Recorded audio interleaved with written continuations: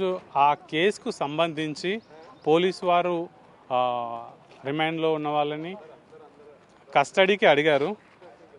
10 days అడిగితే already ఆ remand report ప్రకారం ఎలాంటి పెండింగ్ ఇన్వెస్టిగేషన్ లేదని కోర్టు వారికి విజ్ఞప్తి చేయడం జరిగింది.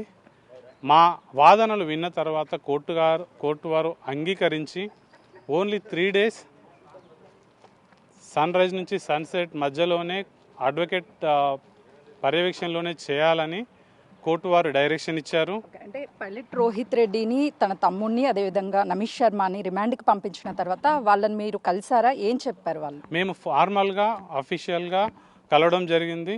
మేము మాట్లాడడం అంత డీప్గా ఏం మాట్లాడలేదు. ఓన్లీ సిగ్నేచర్స్ కోర్టులో ఫార్మాలిటీస్కి కావాల్సిన సిగ్నేచర్స్ కోసం మాత్రమే మేము కలిసాము. అలాంటి ఏం డిస్కస్ చేయలేదండి. And this is matter in adjudication. దీని గురించి మనం మెరిట్స్ ప్రకారం మాట్లాడకూడదు. ఇట్స్ ఎ ప్రిలిమినరీ స్టేజ్లో ఉంది. దయచేసి ఓన్లీ ఇప్పుడు వచ్చిన సందర్భం ఏంటి అంటే వాళ్ళు ఎలాంటి పోలీసు వాళ్ళు ఎలాంటి ఇన్ఫర్మేషన్ కానీ ఇంట్రాగేషన్ కానీ వాళ్ళకి కౌన్సిలింగ్ కానీ ఇంటర్వ్యూ కానీ చేయాలంటే అడ్వకేట్ సమక్షంలోనే చేయాలని మేము కోర్టు డైరెక్షన్ తీసుకున్నాము. డీసీపీ గారికి కూడా కలిసి అదే చెప్పాను నేను.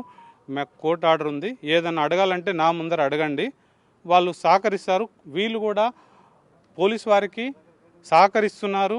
ఏ క్వశ్చన్ అడిగినా వీళ్ళు చెప్తున్నారు. దాంట్లో ఎటువంటి అనుమానం లేదు. బట్ మా ముందర